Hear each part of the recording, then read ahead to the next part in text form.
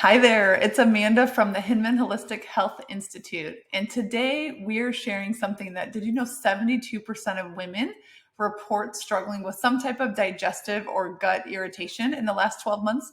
That means 72% of us, almost 3/4 of us, are struggling with bloating, constipation, or diarrhea, or gas, some type of sense that just makes you feel like, oh, whether my clothes don't fit, it doesn't feel good. I'm constantly running to the bathroom, or perhaps I feel like I'm not going to the bathroom as often as I would like to, is to just empty out. That is really a kind of a nuance that irritates your daily life, right? And if you're in that situation, I want to help you today to start to kind of puzzle piece and figure out what may be behind the root cause of your digestive distress.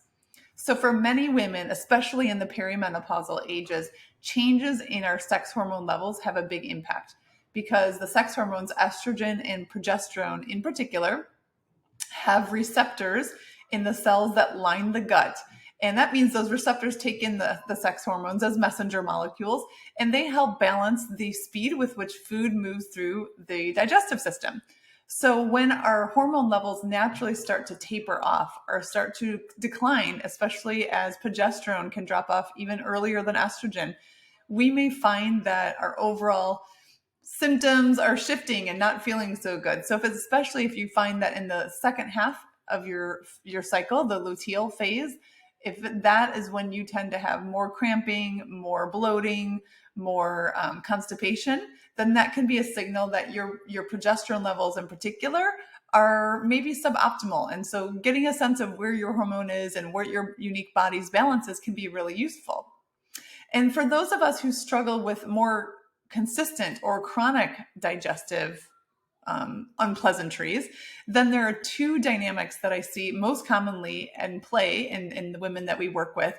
The first is a combination of food sensitivities and hypothyroid function, or suboptimal, sluggish thyroid function. Those two together is a really common pairing because it tends to slow down the secretion of our digestive enzymes and really make it difficult to break down food effectively and allow the nutrients to get into our body. The second dynamic that can often be at play if we have chronic, pretty consistent gut and digestive symptoms is an imbalance in the microbial friends. And this means that the balance of the secretions of those microbial organisms, whether it be the balance with hydrogen and methane, is perhaps not allowing for adequate serotonin synthesization.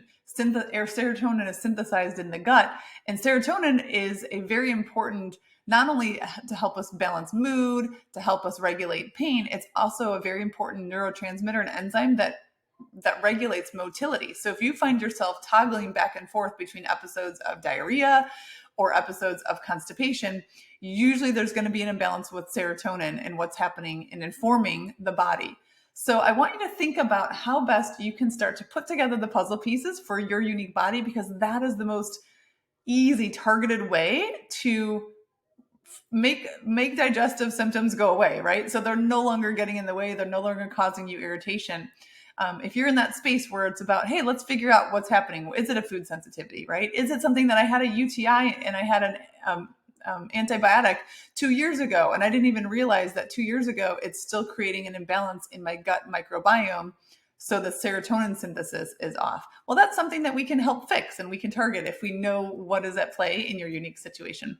So as always, we are here. Our team is here to support you, to help you understand your body, take control, and really feel your best. If there's any way we can help, please feel free to reach out.